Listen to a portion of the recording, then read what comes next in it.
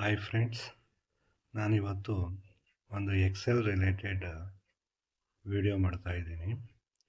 ಈ ವಿಡಿಯೋ ಯಾವುದ್ರ ಬಗ್ಗೆ ಅಂತ ನೋಡೋದಾದರೆ, ಇವಾಗ ಒಂದು ಎಕ್ಸೆಲ್ ಫೈಲ್ನಲ್ಲಿ ಸೆಲ್ಸ್ನಲ್ಲಿ ಈ ಡೇಟಾ ಜೊತೆಗೆ ಸ್ಪೇಸಸ್ಗಳು ಮಧ್ಯದಲ್ಲಿ ಇರುತ್ತೆ.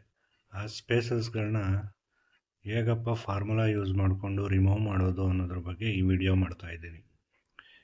ಇಲ್ಲಿ ನಾನು ಎಕ್ಸೆಲ್ನಲ್ಲಿ ತೋರಿಸಿರೋ ಪ್ರಕಾರ ಈ ಎ ಕಾಲಮ್ನಲ್ಲಿ ಈ ಪ್ರಾಬ್ಲಮ್ ಇದೆ ನೋಡಿ. ಇಲ್ಲಿ ಸ್ಪೇಸಸ್ಸು ಮತ್ತು ಡೇಟಾ ಇದೆ. ಇವಾಗ ನಮಗೆ ಆ ಸ್ಪೇಸಸ್ನ ರಿಮೂವ್ ಮಾಡ್ಕೋಬೇಕು ಬೈ ಯೂಸಿಂಗ್ ಈ ಫಾರ್ಮುಲಾ. ಯಾಕಂದರೆ ಜಾಸ್ತಿ ಡೇಟಾ ಇರಬೇಕಾದ್ರೆ ಇದನ್ನು ಫಾರ್ಮುಲಾ ಯೂಸ್ ಮಾಡಿಕೊಂಡ್ರೆ ನಮಗೆ ಕೆಲಸ ಈಸಿ ಆಗುತ್ತೆ. ಅದು ಯಾವ ಥರ ಮಾಡೋದು ಅಂತ ನೋಡೋಣ ಬನ್ನಿ. ಇವಾಗ ನಾವು ಒಂದು ಈ ಎಕ್ಸೆಲ್ನ ಸೆಲ್ನಲ್ಲಿ ಈ ಫಾರ್ಮುಲಾ ಯೂಸ್ ಮಾಡಬೇಕು. ಮೊದಲನೇದಾಗಿ ನಾವು ಈಕ್ವಲ್ಸ್ನ ಟೈಪ್ ಮಾಡಬೇಕಾಗುತ್ತೆ. ಅದಾದ ನಂತರ ಸಬ್ಸ್ಟಿಟ್ಯೂಟ್ ಅಂತ ಟೈಪ್ ಮಾಡಬೇಕು.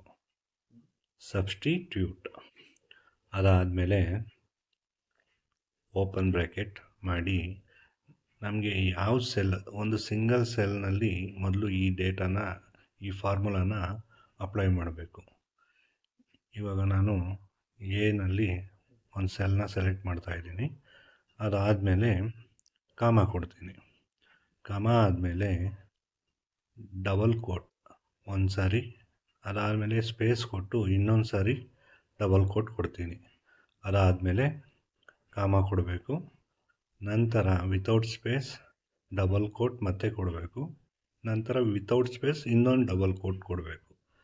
ಅದಾದ ನಂತರ ಇಲ್ಲಿ ಬ್ರ್ಯಾಕೆಟ್ನ ಕ್ಲೋಸ್ ಮಾಡಬೇಕಾಗುತ್ತೆ. ಬ್ರ್ಯಾಕೆಟ್ನ ಕ್ಲೋಸ್ ಮಾಡಿ ಎಂಟರ್ ಮಾಡ್ತು ಅಂದರೆ ನಮಗೆ ಆ ಸ್ಪೇಸಸ್ ಎಲ್ಲ ರಿಮೂವ್ ಆಗಿರುತ್ತೆ. ಈ ಫಾರ್ಮುಲಾನ ಬೈ ಡ್ರ್ಯಾಗಿಂಗ್ ನಾವು ಎಲ್ಲ ಸೆಲ್ಸ್ಗೂ ಯೂಸ್ ಮಾಡ್ಕೋಬೋದು, ಅಥವಾ ಕಾಪಿ ಮಾಡಿ ನಮಗೆ ಬೇಕಾಗಿರೋ ಸೆಲ್ಸ್ ಜಾಗಕ್ಕೆ ನಾವು ಇದನ್ನು ಕಾಪಿ ಪೇಸ್ಟ್ ಸಹ ಮಾಡ್ಬೋದು.